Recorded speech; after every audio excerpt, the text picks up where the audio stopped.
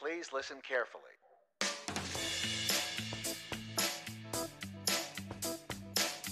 Hello, universe. Welcome to the Optimist Daily Update. I'm Summers McKay.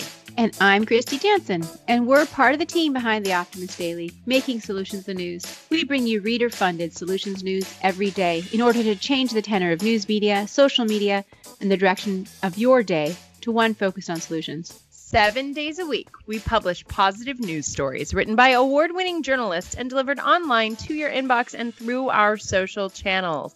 And also, we are sharing these solutions in a commute-worthy, walk-worthy, and home office-worthy podcast. Today is Thursday, the 15th of October, 2020. Kristy, it's officially month 7 is done of quarantine.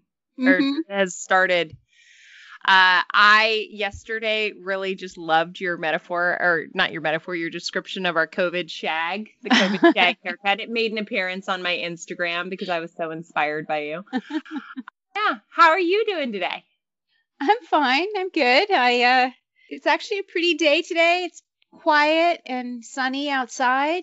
I went for a little walk through the woods with Tucker this morning, which was really beautiful.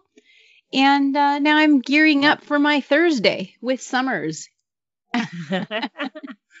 And everyone else on the Optimist Daily team. We actually have kind of a busy day today. I know we've got editorial call, and then we have a marketing call. And then I am meeting with our marketing team and the folks from Facebook marketing because we have had like a really challenging time since Facebook retooled its marketing algorithms. And Facebook, we kind of stopped spending media money there. And Facebook, I think, was wondering where our media spend was and reached out to us and said, hey, do you want to meet? And yes, in fact, we do. But Kristy, yesterday we had this realization in our stakeholder meeting because we were looking at numbers from some other news publishing organizations and the percentage of readers to subscribers to paying subscribers. And one of our top, I guess we'll just go with best of breed, right? The Guardian has around 100 million readers and about 200,000 subscribers. And their ratio is about a tenth of what we've got when it comes to how many subscribers to paying readers we have. So I was feeling kind of proud of us. I was feeling very proud of the fact that people who read the Optimist Daily, a large percentage of those people love it and they sponsor it and they become emissaries because they believe in this curation of good for the world, good news content. And so I am feeling very up, and I'm feeling that even though Facebook's made it hard for us to spend money, maybe we don't need the Facebook. Maybe we can just do this on our own. Although we have to. You know why, Summers? You know why that is? Because we have the best readers in the whole world. We do. Best readers, best listeners, best social sharers. It's amazing. This is a love fest this morning. It's October 15th, and we are in love with the universe. Exactly. The universe is expansive and loving and amazing. And you know what's also expansive and needs a solution? Our favorite story from the Optimist Daily today. Plastic waste. Oh, we got to do something with that plastic waste. So what's the headline, Summers, and what do you want to do about it? All right. So the headline is scientists use microwaves to turn plastic waste into clean hydrogen.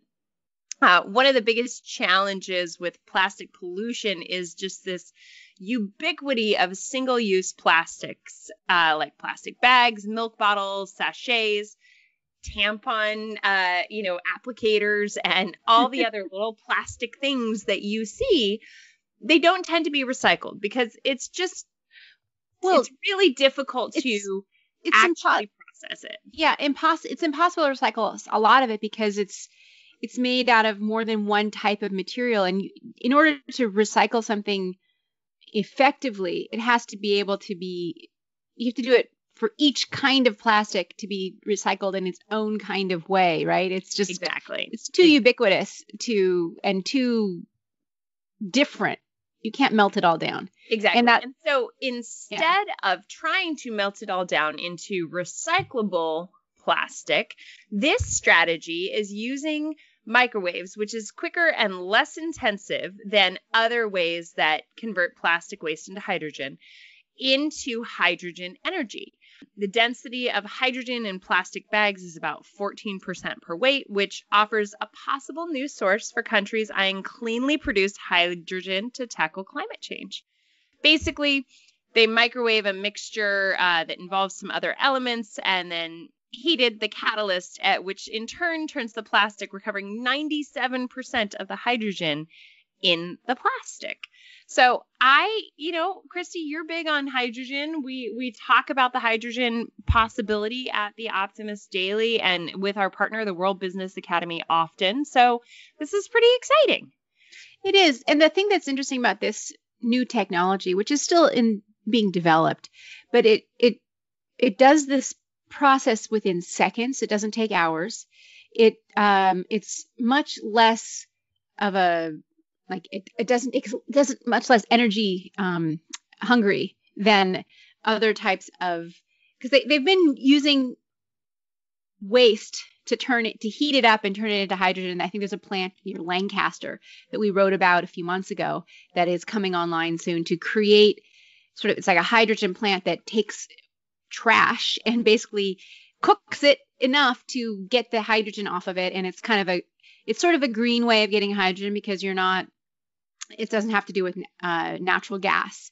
And hydrogen is one of the most abundant elements in the universe, and actually you can use it as a fuel, and it's one of those transition fuel. It's probably going to be the answer to get us fully off of fossil fuels, is to move into hydrogen. So the hydrogen economy is definitely up and coming. They're projecting 50-some billion dollars of investment in the next couple of years. It's definitely a growing and very exciting new energy industry, right? And so this is an opportunity it's using microwave radiation and some catalysts to get a tremendous percentage of the hydrogen out of this plastic within a very short period of time, using lower energy to extract it, so it makes it more efficient.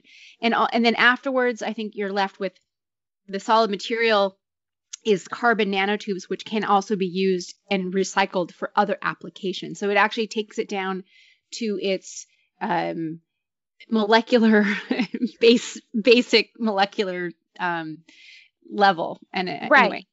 Well, and we talked about this yesterday when we were talking about the Net Zero Alliance. This is the kind of investment and strategy that is going to get us out of this fossil fuel dependent hole that we have found ourselves in. I think when we think about plastic, and a lot of my kids are reorganizing their rooms, and we are having this major culling of the belongings in our lives right now.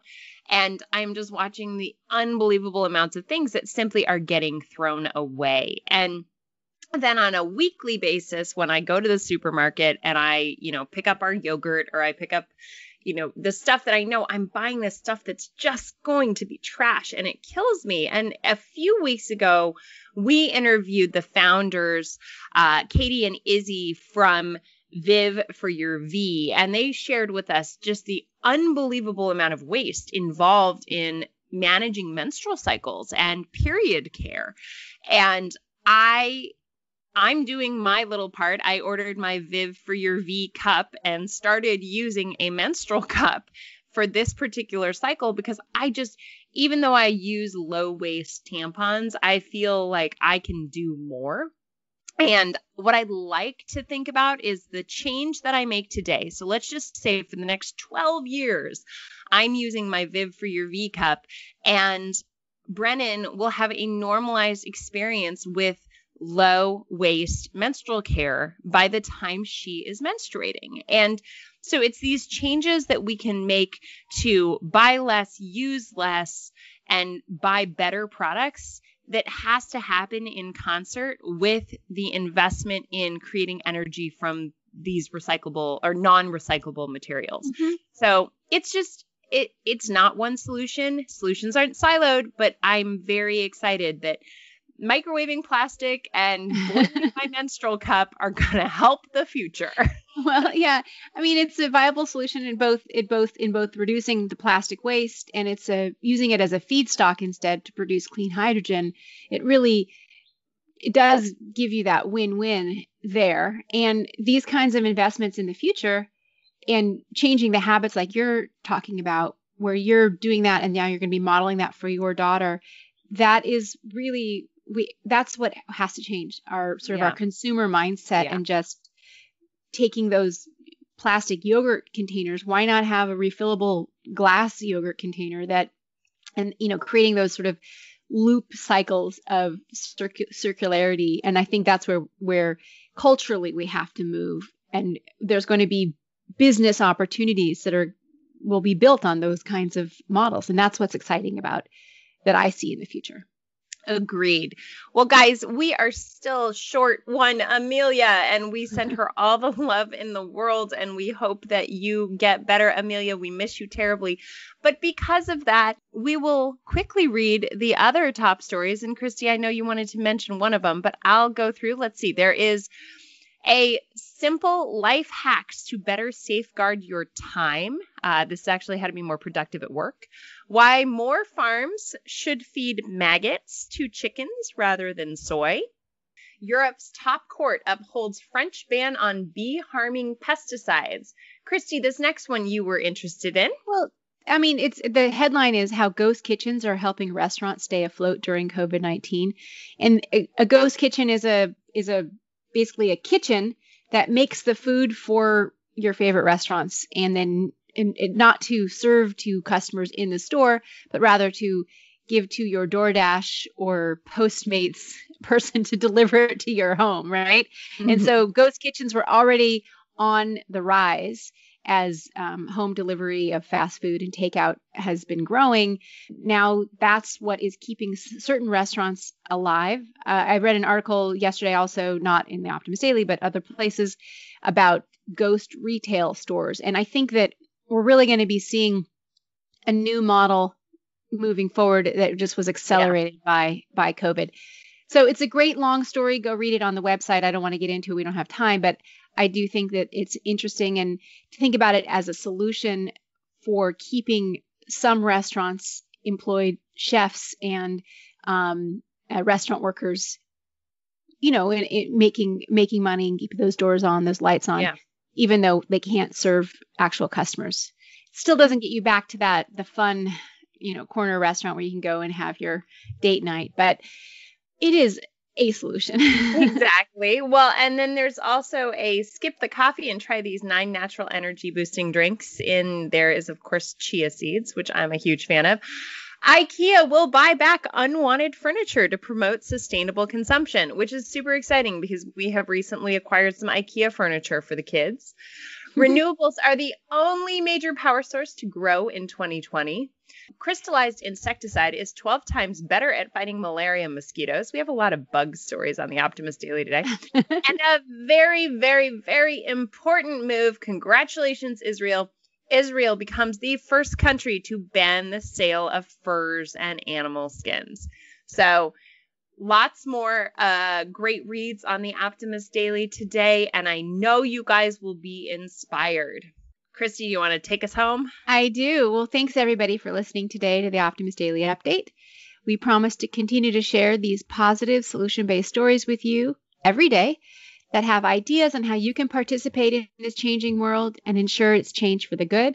We promise to keep covering current events with accuracy, legitimate sources, and offering you the information needed most to chart new paths for all of us. Please consider becoming an emissary on the optimistdaily.com, and for just $5 a month, support reader-funded independent journalism, because our readers are the best.